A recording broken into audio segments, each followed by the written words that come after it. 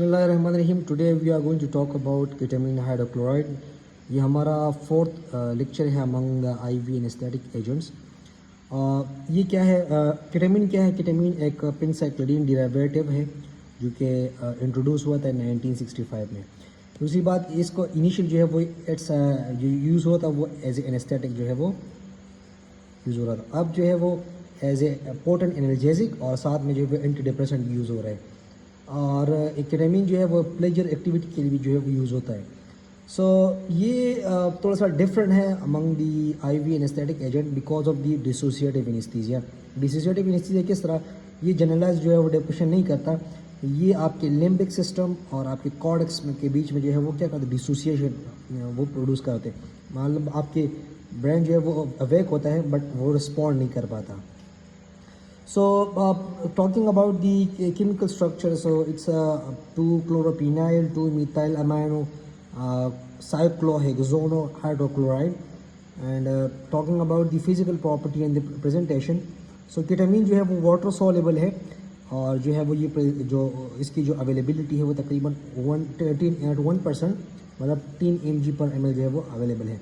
और उसमें जो है वो उस 10 mg/ml सोल्यूशन में आपके सोडियम क्लोराइड जो है वो अवेलेबल होता है ताकि वो आइसोटोनिसिटी जो है वो प्रोड्यूस करे। दूसरी बात ये कि जो है वो केटामीन 5% में भी अवेलेबल है और जो है वो 10% भी अवेलेबल है। मतलब ये कि अगर 5% है तो मतलब 50 mg/ml और 10% तो इसका मतलब ये कि 100 mg/ml। तो वो मल्टी डोज वायल में जो अवेलेबल होता है और साथ में उसके साथ जो है वो बेंजोतोनियम क्लोराइड भी वो तकरीबन 0.1 mg/ml जो है वो एज ए प्रिजर्वेटिव जो है वो इसमें होते हैं। अगर आपके 50 mg/ml या 100 mg/ml जो है वो अवेलेबल हो तो। Talking about the pH of the solution, तो ये इसकी जो पीएच है वो तकरीबन 3.5 से लेके 5.5 है। इसका मतलब इससे ये भी साबित होता है कि जो केटामीन है वो आप ऑरली भी जो है वो यूज़ कर सकते हैं बिकॉज इसकी जो पीएच है वो कंपेटेबल है according with the stomach pH human. Talking about the PK, so ये स्लाइडली जो है ऑलमोस्ट बट स्लाइडली आप नहीं कह सकते बट उसकी जो पीके है वो तकरीबन 7.5 है। दूसरी बात ये कि जो फार्माकोडायनेमिक्स की हम बात करें तो सेंट्रल नर्वस सिस्टम इस पे इफेक्ट क्या होगा। केटामीन जो है वो हाईली लिपिड सॉल्युबल है और आफ्टर आईवी इंजेक्शन जो है वो आप ये प्रोड्यूस क्या करते हैं, इसकी जो ऑनसेट है वो तकरीबन 30 से लेके 60 सेकंड में वो प्रोड्यूस करते हैं। Talking about the duration of the केटामीन, तो वो तकरीबन अगर आईवी आप दे देते हैं नॉर्मल डोज तो वो तकरीबन 10 to 15 मिनट के लिए जो है वो उसका इफेक्ट होता है। अगर आप आईएम दे देते हैं तो वो तकरीबन 15 से 25 ml 25 मिनट तक जो उसका इफेक्ट होता है। So it's a potent somatic analgesic at sub anaesthetic blood concentration. So अगर आप फॉर एग्जांपल एक पेशेंट जो है वो रिकवर भी हो जाता है बट एमनीज़िया जो है वो 1 घंटे के बाद भी उसको वो स्टिल कंटिन्यू होता है। इसकी इंडक्शन जो है वो बहुत सी स्मूथ है बट इमरजेंसी में जो है वो कुछ कॉम्प्लिकेशन है। इमरजेंसी में पेशेंट जो है वो डिलीरियम, उसको गुस्सा होगा, रेस्टलेसनेस होगी, बेचैन होगा, डिसओरिएंटेड होगा एंड एजिटेटेड होगी। और ये vivid end of unpleasant night में जो है वो हेजुलिनेशन हमेशा जो है वो कहाँ पे होता है, जब आपके पेशेंट रिकवर में हो रहा होता है और ये तकरीबन 24 आवर के लिए होता है। अब जो इंसिडेंस एंड डिलीरियम है उसको जो है वो आप किस तरह अवॉइड करेंगे? बाई अगर आप अवॉइड करें verbal and tactile stimulation during recovery period, या जो है और आप उसके साथ जो है वो ओपियोइड दे या बेंजोडाइज़ेपिन दे या ब्यूट्रोपिनोन जो है वो आप दे दें या न्यूस्टिग्मिन जो है वो फिजियोस्टिग्मिन जो है वो आप दे दें। सो आल्दो जो अनप्लीजेंट ड्रीम है जो नाइट मेयर से वो परसिस्ट होता है बट समहाउ उसकी जो इंसिडेंस है वो डिक्रीज हो जाती है। So nightmare are reported less in children and elder, majority जो है वो आपके यंग एज में जो है वो ज़्यादा होते हैं।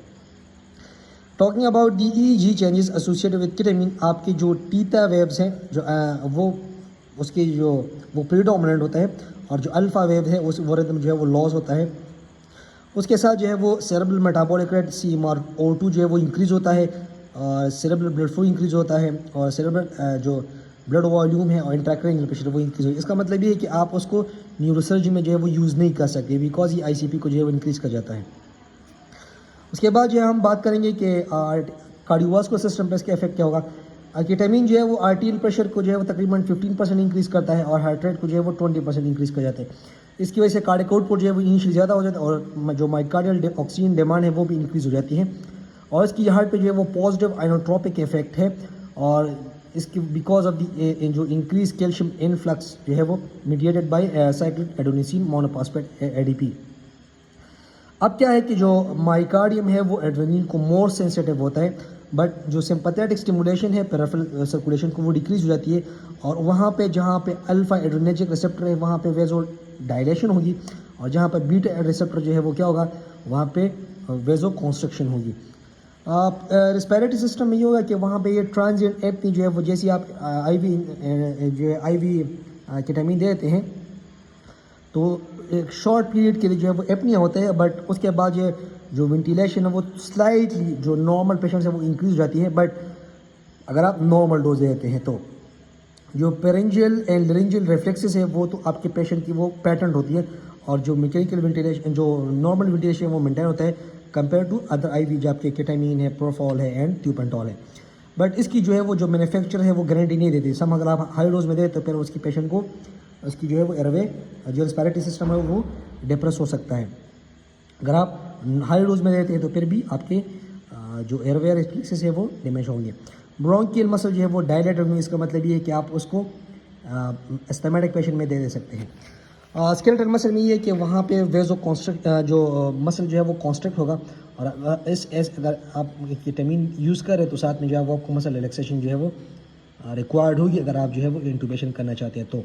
अगर नहीं तो बट केटामीन अगर नॉर्मल डोज आप यूज़ करते हैं तो इस पेशेंट में स्पॉन्टेनियस मूवमेंट और स्पॉन्टेनियस रिलेशन जो है वो एडिक्वेट होता है। So muscle tone is usually increase spontaneous movement में आकर but reflex movement in response to surgery जो है वो अनकॉमन होता है। मतलब इसका जिसका मैंने आपको कहा ना कि डिसोसिएटिव इनिशिएटिव था वो उसको वो रिफ्लेक्स आ रही है बट वो रिस्पॉन्ड नहीं कर पाता। गैस्ट्रोइंटेस्टाइनल सिस्टम ये हो कि वहाँ पे स्लाइवेशन जो है वो इंक्रीज है, सो लोगों की एक्टिविटीज़ जो है वो वहाँ पे ज़्यादा होता है।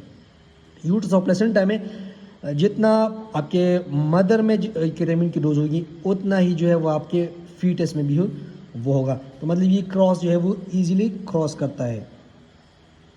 सो आई पे इसका जो इफेक्ट है वो आपका आईयूपी जो है वो इंक्रीज़ करता है, आईसीपी जो है वो आपका इंक्रीज़ करता है तो आईपी जो है वो इंक्रीज़ करता है। बट जो क्लोज सर्जरी है उसमें आप केटामीन यूज़ कर सकते हैं बट ओपन आई सर्जरी में जो है वो आप यूज़ नहीं कर सकते बिकॉज जो है वहाँ पे आपका आईयूपी जो है वो ज़्यादा होता है।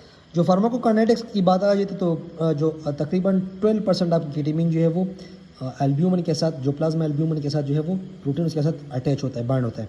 इनिशियली जो पीक कंसंट्रेशन है आफ्टर आईवी इंजेक्शन वो डिक्रीज हो जाता है because of the distribution but this is common more slowly than other IV anaesthetic agents.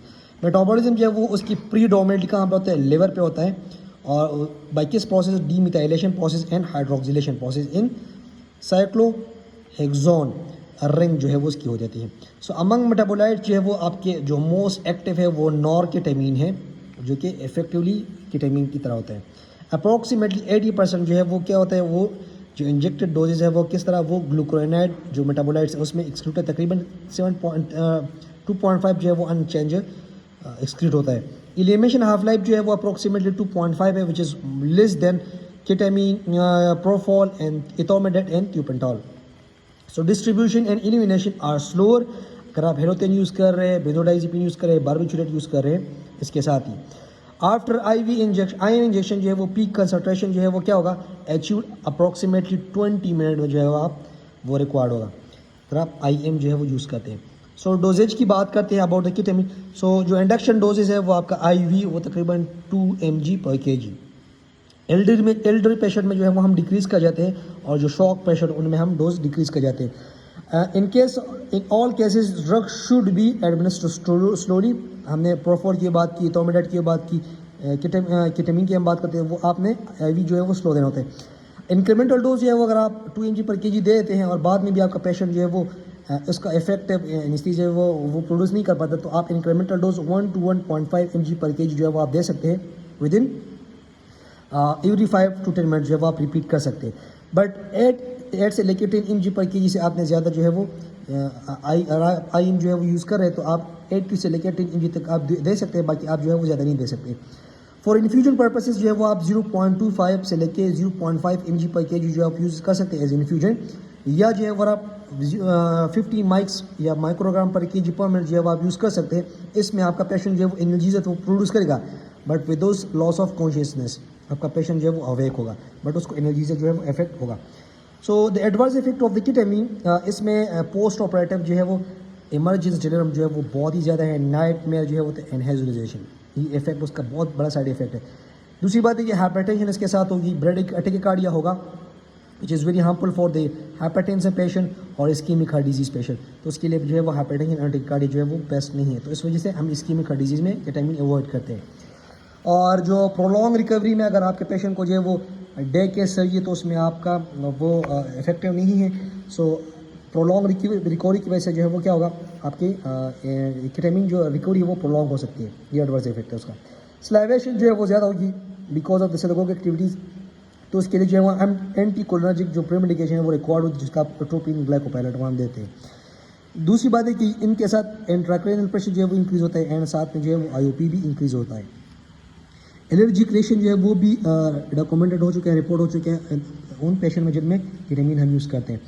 So indication जो है वो केटामीन की क्या है, उन पेशेंट में आप जो है वो बेस्ट है जिनमें हाई रिस्क पेशेंट होंगे, जो हाई रिस्क पेशेंट उनमें जो है वो आपका केटामीन बेस्ट है।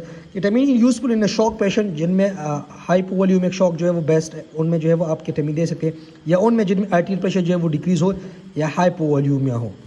सो उन पेशेंट में जो आपने जो है वो क्या करना होता है कि जो केटामीन है तो वो हाईली कॉशियसली आपने देना होता है। These patients are usually heavily sedated in post-operative period and the risk of nightmare is therefore minimized.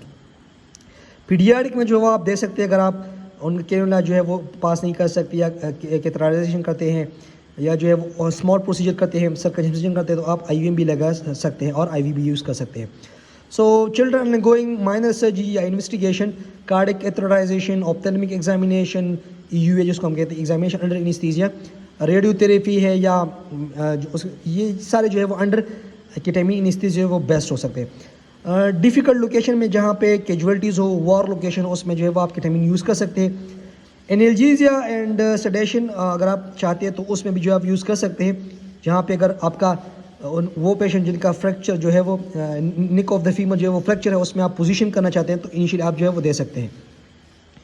उन कंट्री में जहाँ पे एनेस्थीसिया मशीन जो है अवेलेबल नहीं है, जो अंडर डेवलप कंट्री, उसमें जो है वो आप दे सकते हैं, बिकॉज केटामीन में जो पेशेंट की जो स्पॉन्टेनियस ब्रीदिंग है वो मेंटेन होती है। एब्सोल्यूट कंट्राइंडिकेशन की बात करें तो उन पेशेंट में आप नहीं दे सकते जिनमें एयरवे जो है वो ऑब्स्ट्रक्शन जो है प्रॉपर फुल ऑब्स्ट्रक्ट हुआ हो, या जिनमें ओक्लियर प्रेशर या इंट्राक्रैनियल प्रेशर जो है वो ऑलरेडी एलिविएट हो because of any tumour, any pathology, any trauma, तो उसमें जो है वो आप यूज़ नहीं कर सकते। मतलब सिंपल ये कि आप न्यूरोसर्जरी में यूज़ नहीं कर सकते।